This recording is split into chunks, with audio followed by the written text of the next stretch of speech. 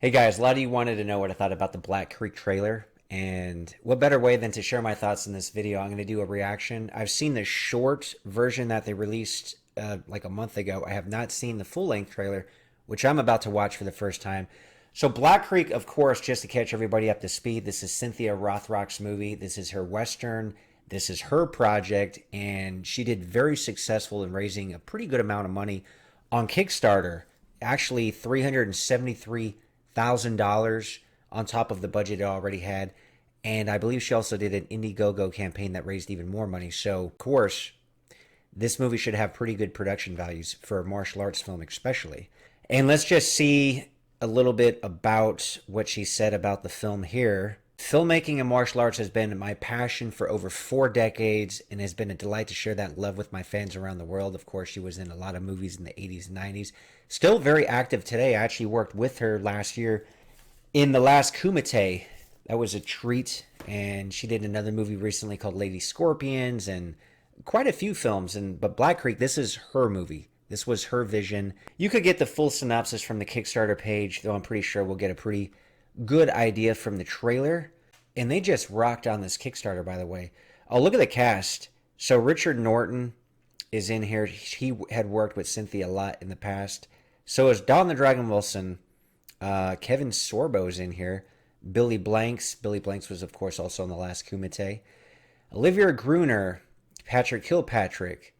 Eliza Kelly. And director Shannon Lanier, which I haven't heard of. I don't know who that is. I do know the fight choreographer was Mike Muller, though, who also worked on the last Kumite. But look at these stretch goals. Cynthia basically unlocked all of them except the last one. If they would have raised $400,000, they would have gotten an A-list actor added, which would have been very interesting. So they got very close to that fifth stretch goal, but didn't quite hit that one. But let's watch the trailer together, guys.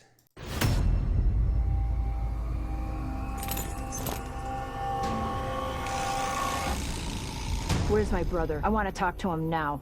That's gonna be hard to do. Why? 'Cause he's dead.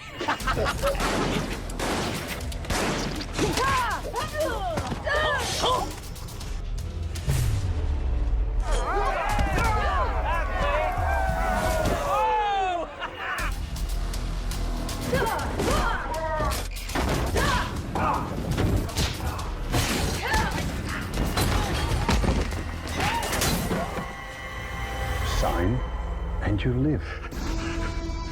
No!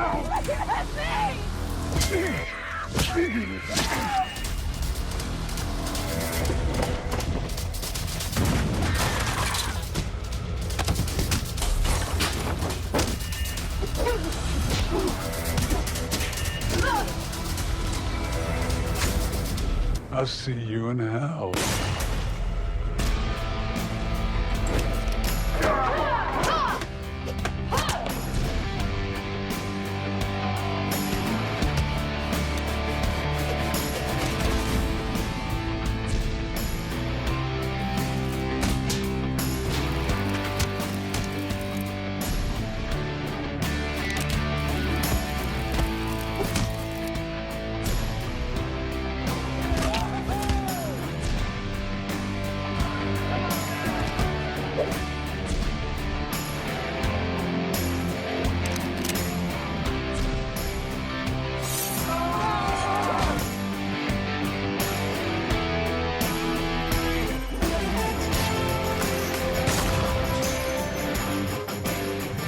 I love that.